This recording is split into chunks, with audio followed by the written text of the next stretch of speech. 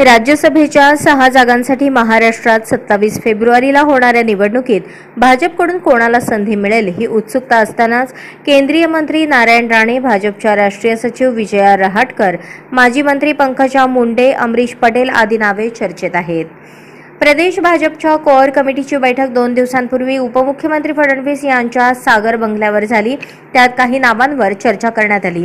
ही नावे पक्षश्रेष्ठींना पाठवण्याचा निर्णय झाल्याचे सूत्रांनी सांगितले।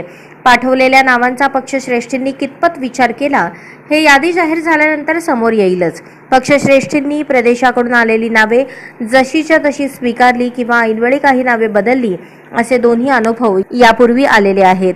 माजी मंत्री हर्षवर्धन पाटील, प्रदेश भाजप महिला आघाडी अध्यक्षा चित्रा वाघ, मुंबईचे संजय उपाध्याय ही नावे देखील चर्चेत आहेत।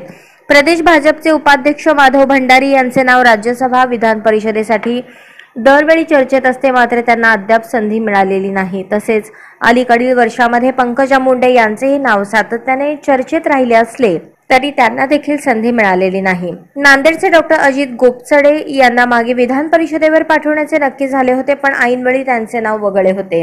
विभागीय संतुलन, जातींचे संतुलन, लोकसभा निवडणूक डोळ्यासमोर ठेवून उमेदवार देणे, महिलेला संधी आदी निकषांवर भाजप राज्यसभेचे उमेदवार ठरवेल असे मानले जाते। 6 जागांपैकी 3 जागा भाजप लढवेल, 1 जागेवर शिवसेनेला तर 1 राष्ट्रवादीला दिली जाईल।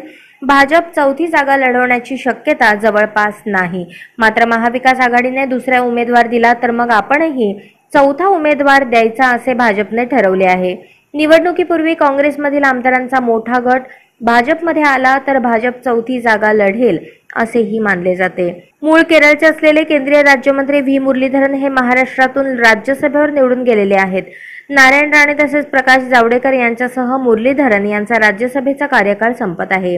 मुरलीधरन यांना पुन्हा संधी देण्यात आली नाही तर त्यांचे मंत्रिपद कायम राहणार आहे। तसेही राज्यसभा निवडणुकी झाल्यानंतर 15 ते 20 दिवसातच लोकसभेची आचारसंहिता लागू होणार आहे। आजच स्मार्ट महाराष्ट्र न्यूज चॅनलला सबस्क्राइब करा।